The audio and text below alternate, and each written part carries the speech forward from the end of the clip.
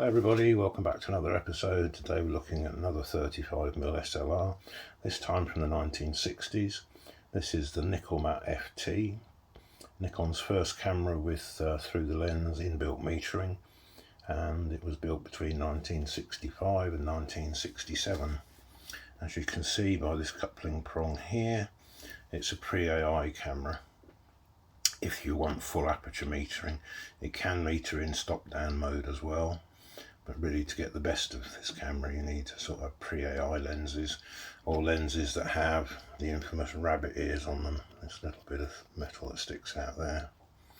To mount a lens, you put it on f5.6 and you line it up with the rabbit's ears and the mount, and then once it's firmly on, you can mount the lens. There's a lens release button on the side, so the lens is now locked. The other thing with this camera, being their first one, is that you have to tell the camera what the maximum aperture of the lens is. You can see on the side there's a little scale here with 1.2, 2.8 and 5.6. So if I remember right, you have to wiggle this around from one side to the other. That tells the camera what the maximum aperture of the lens is. In this case, it's 1.8. So every time you change lenses, you've got to go through that routine. We also have a mirror up function on this camera, which is quite useful. It enables it to use really wide angle lenses like the 7.5mm, which comes with a separate viewfinder. Now, although there's no hot shoe on the top, there is a hot shoe attachment that goes on and attaches via this thing. This just screws in to hold it in place. This was the era before hot shoes really, although some other cameras did have them at this time. So, lens release, mirror lock up.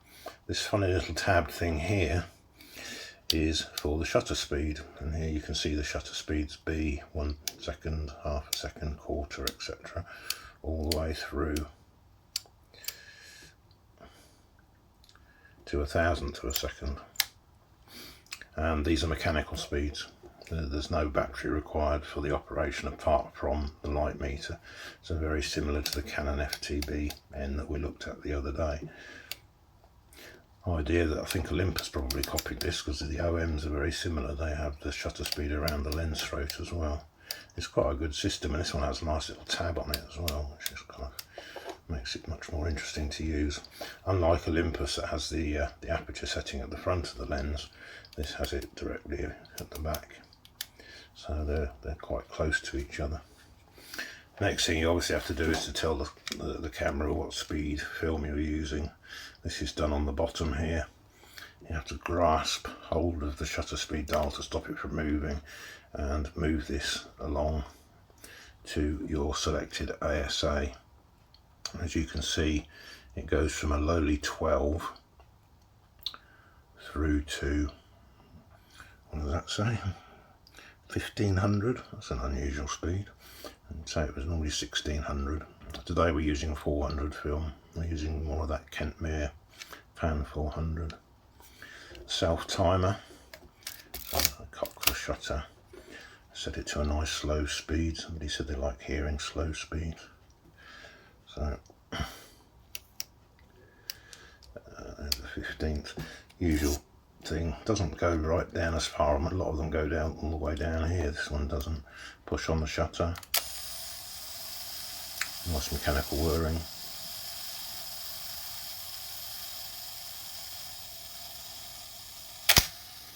Usual sort of 10 to 12 seconds on the delay. Lug straps on the top. Film advance, again the red dot signifies if there is a battery fitted that the metering is on. Push it back against the body to turn the metering off. Nice simple system to use. Shutter release, and this one is threaded for a cable release. It does have this around it as well. Frame counter, nice magnified view there. Here we have a sort of depth of field preview, stop down. You can see the iris stopping down there. Very handy place to put it. I quite like this on the top of the pentaprism. I think this is quite attractive. It's quite an attractive camera. As well as showing a needle in the viewfinder, it's match needle like everything was in these days really. It also shows it on the top up here, so you can meter without having to raise the camera to your eye, which is quite useful. And obviously the rewind crank, the standard type of rewind crank. You don't pull it up to open the back, but you can pull it up for film loading, etc. On this side we have two PC sockets, one for flash, and the flash sync speed is 125th, so can you guess what kind of shutter is in this? And we also have one for bold as well on this side. Alright, let's open up the back and have a look. It's got a filter on it, so I don't mind sticking it on its nose. To open the back, there's a little catch down the bottom here. And the back springs open, and yes, it has a vertically travelling metal shutter.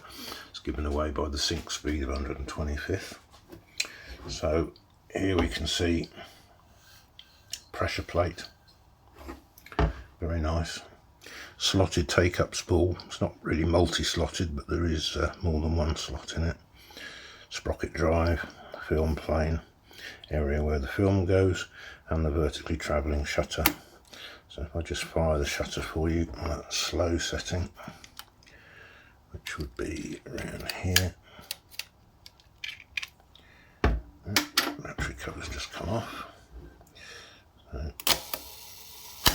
So yep, there you can see the shutter. It does look like it's got light foam material along here, and there's a little bit on the edge along this side as well, so that might need replacing if it has light leaks. But as you know, I use black tape, so I take the first 5 shots as it is, and then I put the black tape around, and then when I develop the film I can see whether the camera actually does have light leaks or not without wasting the film. Okay, on the bottom, very simple battery compartment, and this used to take the old style Mercury batteries, but it looks like I've been running it on a wean cell. Yep, that's a wean cell. You can tell a wean cell because it has the holes in the top. It reacts with air. When they come, they have a little sticker on them. You peel the sticker off. You can only take half the sticker off and it will make the battery last a bit longer. So there we can see battery compartment, tripod mount right in the middle of the lens again, very good, and the push button to rewind. They're getting to be very, very similar, aren't they? Most of these cameras are very similar in function and very similar in layout and design. This one's slightly different because of where the shutter speed selector is. Right, let's try putting a battery in it. Obviously the metering was working because I had that in there, so the positive goes on the outside. This is a modern replacement for the dreaded Mercury cells, which you can no longer buy for obvious environmental reasons.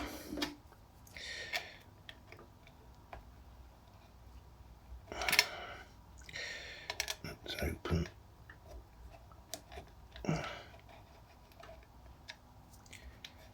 Let's close. Doesn't go very tight, that one. It needs looking at as it drops out on the floor. So obviously the metering is on when it's out there, and we can see that the needle is moving, so all you've got to do is to line it up with the center. So by changing shutter speed or aperture until you get it in the middle, and then there's your correct exposure. You can also see that inside the viewfinder as well, very nice. And then when you push this back in, the metering goes off, so yeah, we have a functioning camera. Very nice. And obviously the frame counter resets when you open the back. You don't have to manually reset the frame counter. And this is the film plane indicator along here, useful if you're doing macro where you've got to measure the distance. Alright, let's put a roll of film in her. It's nice and sunny outside, so I'm going to blast this one through. Let's check the light seals. So again, this is this Kentmere, made by Ilford, pan 400. Highly recommended actually, although I think I still prefer HP5 just because it's what I'm used to. And to get consistency, it pays to stick with a film that you know. It's all very well trying out new stuff, but better the devil you know. So take up spool, very similar, very easy just to slot in. It is multi-slotted, so that's handy. So we just wind that on until the second set of sprockets is on. Close the back and wind on and fire,